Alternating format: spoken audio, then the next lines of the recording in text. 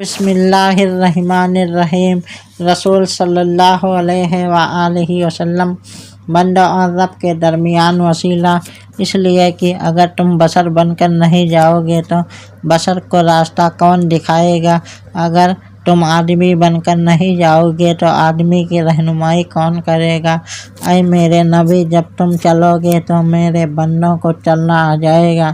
جب تم بولو گے تو میرے بندوں کو بولنا آ جائے گا،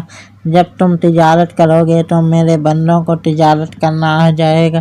جب تم امامت کرو گے تو میرے بندوں کو امامت کرنا آ جائے گا، جب تم تعلیم دو گے تو میرے بندوں کو تعلیم دینا آ جائے گا، جب تم جہاد کرو گے تو میرے بندوں کو جہاد کرنا آ جائے گا، جب تم نماز پڑھو گے تو میرے بندوں کو پڑھنا آ جائے گا۔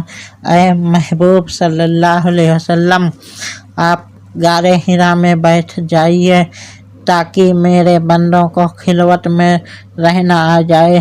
آپ نکاح کیجیے تاکہ میرے بندوں کو ازدواجی زندگی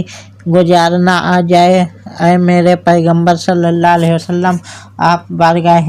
کبریا میں جھک جائیے تاکہ میرے بندوں کو اللہ کی بارگاہ میں جھکنا آ جائے، آپ اپنے پیٹ پر پتھر باندھ لیجیے تاکہ میرے بندوں کو پیٹ پر پتھر باندھنا آ جائے۔ اے رسول صلی اللہ علیہ وسلم، آپ قبر میں لیٹ جائیے تاکہ میرے بندوں کو قبر میں لیٹنا آ جائے، آپ اللہ کے لیے لہولہان ہو جائیے تاکہ میرے بندوں کو سر کٹانا آ جائے،